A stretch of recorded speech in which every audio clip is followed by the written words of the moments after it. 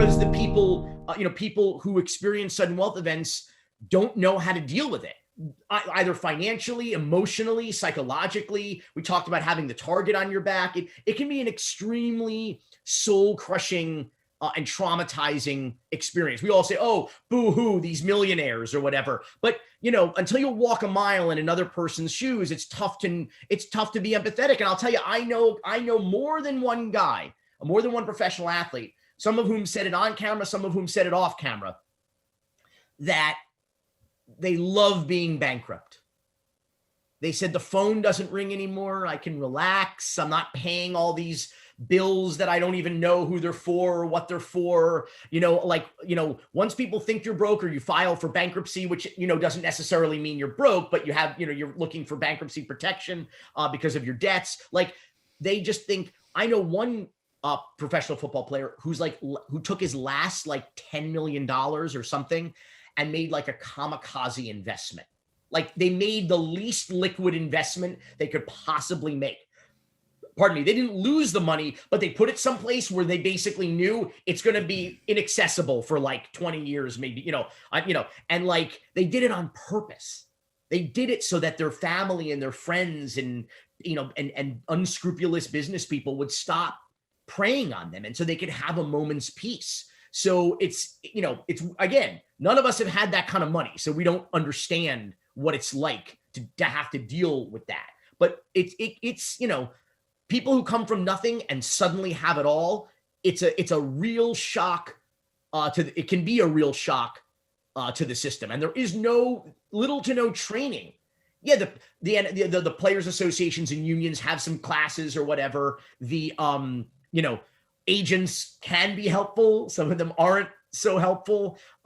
Colleges don't seem to give a shit, even though they know that a subset, and it's a small subset, but a tiny percentage of this population of student athletes are going to go on to, experience great wealth and success. And they don't really effectively, while they're exploiting their unpaid labor, they don't really effectively prepare them for a future of financial largesse. And so that's that. And if you want to get into the anthem thing, we could get into the anthem thing.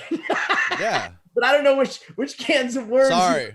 It's there's so many cans flopping around, janking around in my head right now. I don't even know what.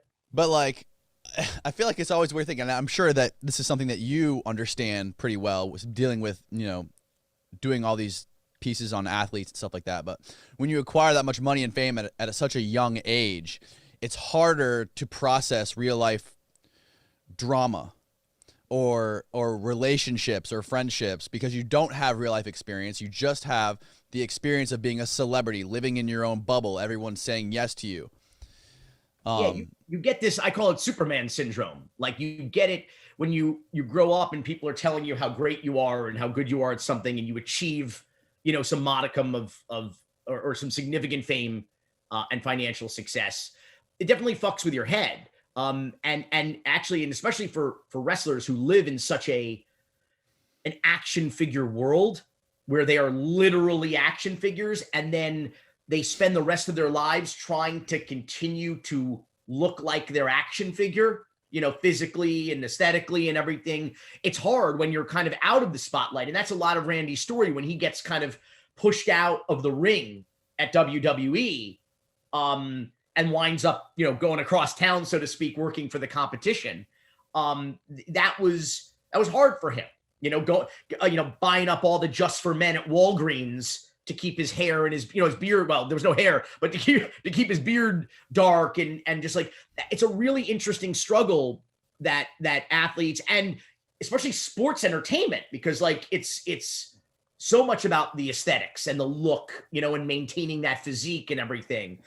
It's hard, I think, psychologically to feel like you're being put out to pasture, that your action figure is being dumped in the trash can, so to speak. It's, and it's hard. I call that spotlight syndrome, because you go from Superman to being out of the spotlight and you don't know how to process a lot. We made a documentary, 30 for 30, called Broke, about, in part, that phenomenon, that when your professional sports career is over, which for most athletes is in their 20s, Maybe if they're lucky, their 30s, or if you're a baseball player, your 40s, maybe. But like, I mean, in the NFL, the average career is like 3.3 years, and they have the lowest average salaries. They have the highest rate of career-ending injuries. And when you're out, suddenly maybe you're at home with a wife and kids you don't really know that well, or how well you get along with them. You don't have the team doctor to take care of you anymore. You may start self-medicating, with prescription or recreational drugs, and you don't have that health coverage. You don't have that access to those resources anymore. And you are not generating the revenue you were generating just a short time ago. And you will never generate, odds are, that amount of revenue ever again in your life. It's a tough axe to bear. Randy was notoriously thrifty, though. Which he apparently learned from his father, who is known professionally as the miser in wrestling. Oh, you mean like gambling? He was a gambler, like he was a card shark. No. He like had the first dollar he ever made. Like cheap. People used to make fun of him. And so I think Randy was kind of smart with his money, not so much because the secret to being successful, I think, or generating money, is you don't spend the money while you're making the money. You save the money for when you can't make the money. For whatever reason, you can't make that money anymore. Because usually that kind of largesse doesn't last forever, So the secret is hold on to it, live modestly. Or what was the line Bart Scott told me that Steve Bashir taught him? He said, you can live like a king for a day or live like a prince forever. So if you can find a comfortable lifestyle that you can maintain with the money you're generating during your peak, revenue generating years, and you can be set for life. If you start, balling and spending like a baller, you're going to find a way, even with $50 million or $200 million, you'll find a way to live paycheck to paycheck. Right. And maybe even get yourself in debt, as a lot of these guys do. And with a lot of these slimy money managers and finance people that exist out here that just make a living off ripping off athletes that are making a lot of money too, it just makes it 10 times harder. But enough about Florida. Even parents. Yeah. Yeah. No. Everybody, listen. Nobody knows how much money you and I make.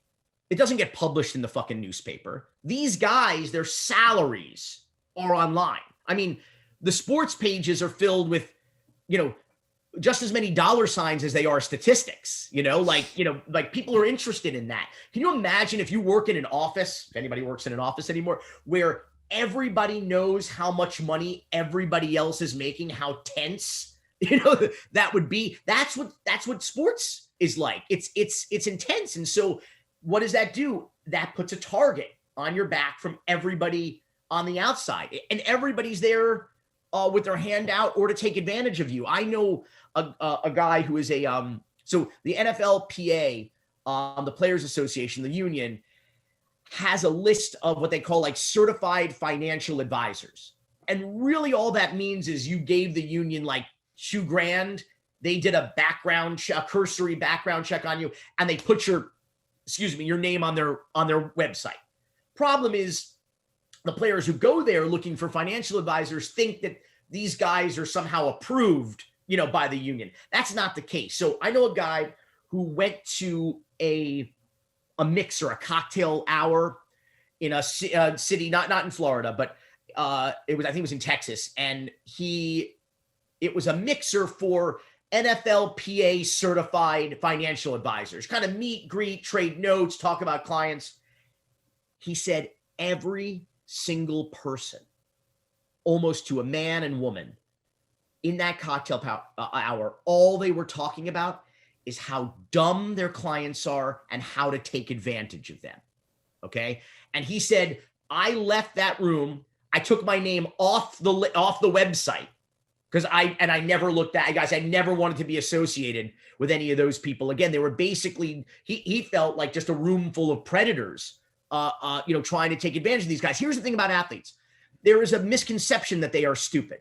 They are not stupid.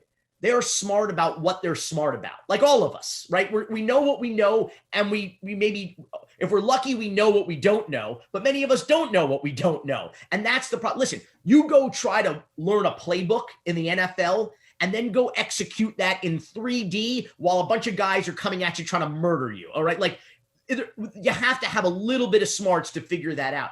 They don't know they're not financially literate. That's not their fault. Most Americans out of college aren't financially literate. And let's be real, when these guys are in college, no one is telling them that their priority needs to be on financial literacy. They're saying, take underwater basket weaving and go learn the playbook is what is what their priorities are. So, and they're telling them they're good at this one thing and they focus on that one thing. And that becomes a problem when they discover that they have to pay their taxes, which they don't know anything about. And it's, I think that's why Broke as a 30 for 30 really hit the zeitgeist at that moment. You had LeBron and D Wade and Michael Vick and Magic Johnson tweeting like everybody needs to turn this on right now, because it was, I think, to this day, the only 30 for 30 that was like a call to action where you could say, oh shit, this is a real problem happening every day. And the most heartening thing about it was, obviously it's cool to have LeBron tweeting about your movie, but even cooler were the college athletes